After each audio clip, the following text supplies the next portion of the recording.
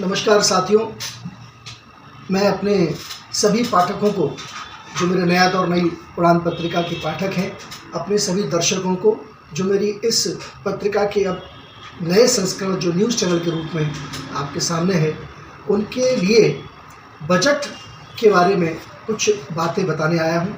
1 फरवरी 2023 को भारत की जो वित्त मंत्री हैं श्रीमती सीतारमण जी ने वर्ष 2023 का बजट प्रस्तुत किया। इस बजट को अनेक विद्वानों ने अपने अपने मत दिए हैं। मैं आपको अभी इस बजट से जुड़ी हुई कुछ महत्वपूर्ण बातें शेयर करने जा रहा हूं। यह बजट 1 फरवरी 2023 को हमारे वित्त मंत्री जी ने पार्लियामेंट में प्रस्तुत किया।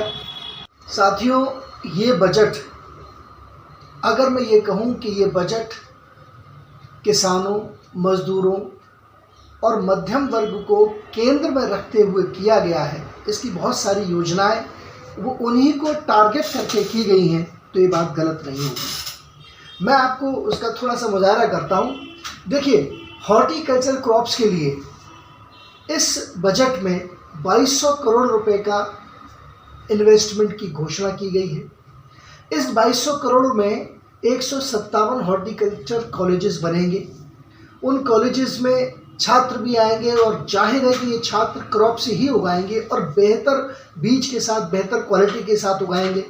तो 2 लाभ होने वाले हैं। एक तो हमें बहुत शानदार स्वच्छ वातावरण मिलने वाला है, जो आज की सबसे बड़ी ज़रूरत है, और दूसरा, हमको बेहतर क्रॉप्स मिलेंगी तो बेहतर व्यवस्थाएं, अर्थव्यवस्थाएं भी सुधरेंगी, किसानों की आर्थिक स्थिति भी बढ़ेगी।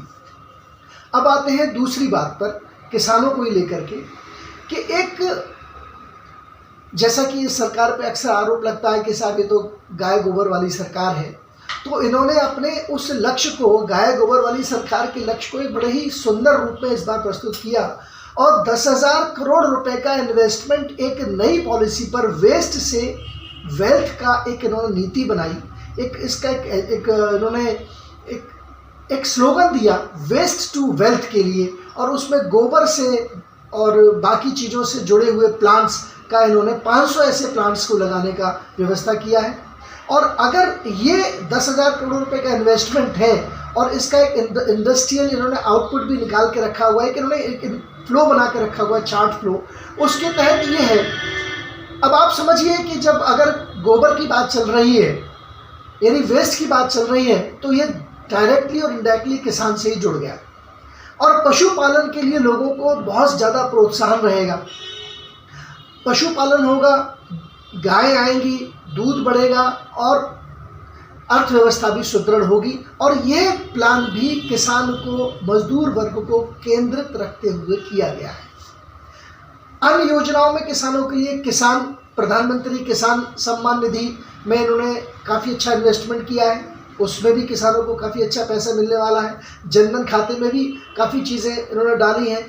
प्रधानमंत्री स्वास्थ्य जो नीति है, उसमें भी इन्होंने पैसा बढ़ाया है, वो भी मजदूरों के लिए, किसानों के लिए, आम आदमी के लिए है। और सबसे बड़ी बात यह है कि 66% का जो इन्होंने इन्वेस्टमेंट ग्रोथ की, इन्वेस्टमेंट का जो बढ़ाया है, वो बढ़ाया है प्रधानमंत्री आवास योजना में। अब इसमें जाहिर है कि जो वर्ग अपना घर अब तक नहीं बना पा रहे थे, वो इस योजना के तहत इतने मकान बनेंगे इस वर्ष कि लोगों के पास अब छत होने का सपना भी साकार इस बजट में होता हुआ दिखता है। मध्यम वर्ग के लिए क्या दिया है इन्होंने इस सरकार में? देखिए, एक चीज़ में थोड़ा आपको और बताऊं, कुछ चीज़ों पर मुझे ऐसा लगता है सरकार ने ध्यान देना चाहिए था, कि अभी तक जो रिपोर्ट्स बताई इन्होंने कि डिजिटल पेमेंट का जो रिकॉर्ड था पहले, वो 7400 करोड़ रुपए का था। इनके उसमें 1,26,000 करोड़ रुपए तक का डिजिटल पेमेंट का ट्रांजैक्शन बढ़ा। तो इस बात को बड़े गर्व के साथ हमारी फाइनेंस मिनिस्टर ने कहा अपने बजट में कि डिजिटल पेमेंट करने की जो टेंडेंसी है वो हम भारतीयों की बढ़ गई है, और हमने काफ़ी अच्छा पेमेंट ट्रांजैक्शन जो है वो डिजिटल पेमेंट से किया है। लेकिन मुझे दुख इस बात का है कि इस बजट का इतना बड़ा इन्होंने आउटफ्लो बनाया और डिजिटल पेमेंट को इन्होंने प्रोत्साहित भी किया, लेकिन डिजिटल पेमेंट में जो हो जाती हैं खामियां, जो नए नए आपने देखा होगा डिजिटल पेमेंट में नए नए गैंग्स बने हुए हैं, उनको कंट्रोल करने के लिए, उनको नैप करने के लिए एक स्पेशल कुछ सेल उनको बनानी चाहिए थी। जो नए लड़के थे, जो नए लड़के हमारे IIT प्रोफेशनल्स से निकलते हैं इंफॉर्मेशन टेक्नोलॉजी के, उनको वहाँ जगह मिलती। एक सेल ये भी बनानी थी, उस पर भी इनको थोड़ा ध्यान देना था, क्योंकि बहुत से लोग आज आप देखते हैं कि कोई किसी के संग फ्रॉड होता है तो वो पुलिस थाने जाते हैं, पुलिस थाने वालों को इतनी नॉलेज नहीं होती, वो कहते हैं साइबर सेल में जाओ, it takes too much time. तो इसमें अगर अच्छा इन्वेस्टमेंट होता तो हमारे लिए और भी सुविधा होती। इनकम टैक्स एक्ट में जो प्रावधान किए हैं वो मिडिल क्लास के लिए बहुत ही लाभकारी है। वो अपना कैपिटल सेव कर सकते हैं। उसमें इन्होंने अपनी स्लैब, जो टैक्स की स्लैब है, वो 5 लाख से 7 लाख की है। और जो सैलरीड एम्प्लॉई हैं उनका जो स्टैंडर्ड डिडक्शन है 50,000 रुपये का, वो यथावत रखा है। सीनियर सिटीजन्स का जो डिपॉजिट लिमिट है उसको 15 लाख से सीधे 30 लाख किया है। उनके MIS में जो डिपॉजिट थे वो 4.5 लाख से 9 लाख रुपए यदि सिंगल है, और यदि जॉइंट MIS की डिपॉजिट है तो 15 लाख की गई है। इन्वेस्ट मतलब कुल मिलाकर के जमा पूंजी, आपकी सेविंग्स पर बहुत इन्होंने जोर दिया है ताकि आप हेल्दी महसूस करें। ये बहुत इम्पॉर्टेंट है। कुछ बात करते हैं यूथ के लिए। जो यूथ्स हैं उनके लिए जो स्टाइपेंड की व्यवस्था है वो 47 लाख के जिन्होंने टारगेट रखा है, कितने स्टूडेंट्स को स्टाइपेंड देंगे। अमृत पीढ़ी के नाम की इन्होंने ये योजना यूथ के लिए रखी है। अब मैं ये कहूँ कि अमृत पीढ़ी के नाम की जो इन्होंने बीड़ी जलाई है उसका लाभ दिखाई देगा, वो तब दिखाई देगा जब ये जो कोर्सेज ऐड किए हैं या पूर्व में जो कोर्सेज हैं उनके समावेश से कितने नए जो जॉब्स हैं, नौकरियां हैं, उनका सर्जन होता है। आपने कोर्स दिया लेकिन उस कोर्स को इम्प्लीमेंट करने के लिए व्यवस्था देने की बहुत बड़ी ज़रूरत थी। अब जिस प्रकार से हमारे यहाँ यूथ बढ़ रहे हैं उस हिसाब से यहाँ पर इन्वेस्टमेंट रोबोटिक्स में नहीं है। ज़्यादातर इन्वेस्टमेंट गवर्नमेंट का एग्रीकल्चर बेस्ड और एग्रीकल्चर पर ही रहा। तो साथियों, अब अगला जो टॉपिक हम लेकर के चलते हैं वो चलते हैं अपने आगरा के लिए। हमारा आगरा मुख्यतः किस पर आधारित है, उसका मुख्य व्यापार क्या है? देखिए, उसका मुख्य व्यापार लेदर है और दूसरा पेठा है।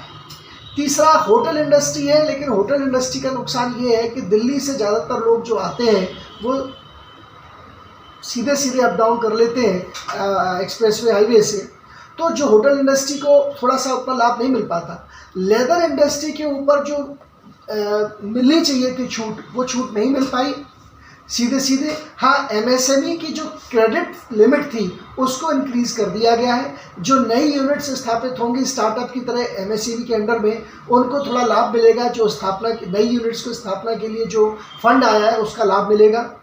और वही पेठे के लिए है, सेम स्थिति। ऑडिट से बाहर कर दिया गया है। 2 करोड़ रुपए तक की टर्नओवर पे कोई ऑडिट नहीं होगी, ये थोड़ा सा लाभ दिया गया है। अब मैं बात करूँगा MSME के भुगतान की देरी में धारा 43B के ऑफ इनकम टैक्स के प्रावधान का। देखिए, ये एक अच्छा स्टेप है, क्योंकि इस वजह से अक्सर ये देखा गया है कि MSME के पास जो फंड होता है और उस फंड का जो आगे मैनेजमेंट होता है वो रुक जाता है यदि उसको आगे से पैसा नहीं मिलता है। तो अब इसमें सेक्शन 43B के तहत ये होगा, यदि कोई देरी करेगा तो उसमें जो प्रावधान हमारे 43B में है उसके तहत उसके सारे इवॉल्यूमेंट्स रोक लिए जाएंगे और फंड की सुरक्षा की जाएगी। जिस प्रकार GST में 180 दिन के अंदर यदि कोई पेमेंट नहीं करता है तो उसका जो ITC है और उसका जो ब्याज है वो सब रोक ली जाती है। यही इसी तरह से प्रावधान 43B ऑफ इनकम टैक्स के तहत इसमें किया जाना है। साथियों, बजट में बताने के लिए भी बहुत सारी बातें हैं, लेकिन मैंने कुछ मुख्य बातें आज आपके साथ शेयर की हैं। आशा है आपको पसंद आई होंगी। कुछ टॉपिक्स और भी हैं, कुछ अभी अध्ययन चल रहा है बजट को लेकर के, कुछ ऐसी चीज़ें हैं जो आने शेष हैं, क्योंकि हमारा ये मानना है कि इतने बड़े इन्वेस्टमेंट का आउटले जो इस गवर्नमेंट ने दिया है इसका लाभ जन जन तक पहुंचना चाहिए। एक छोटी सी बात मैं आपसे कह करके आज की ये परिचर्चा यही समाप्त करूंगा। कि सरकारें आती हैं और जाती हैं। हमने ऐसी सरकारें देखी हैं जिनको ये पता है कि अगले इलेक्शन में हमारा आना मुश्किल है, तो वो अनसिक्योर्ड लोन इस तरह से बांट कर जाती हैं ताकि आने वाली गवर्नमेंट को ये दिखाई दे कि हमारे पास तो कुछ भी नहीं है, उसके लिए मुश्किलें खड़ी हो जाएं। और इस गवर्नमेंट ने जो कुछ भी किया, कमाया, इस गवर्नमेंट ने भी ये सोचा कि आने वाले चुनाव में क्या स्थिति होगी क्या पता, तो जो कमाया है वो जनता को दे दिया जाए। मैंने ऐसा महसूस किया, ऐसा मेरा निराकरण है कि इस सरकार ने जो भी अपने प्रयासों से इकट्ठा किया वो आप और हम जनता तक पहुंचाने का एक बहुत सुंदर प्रयास है। कुछ कमियां रह जाती हैं, वो समीक्षा का विषय है, जिन पर समीक्षा और पर चर्चा होती रहेगी। धन्यवाद।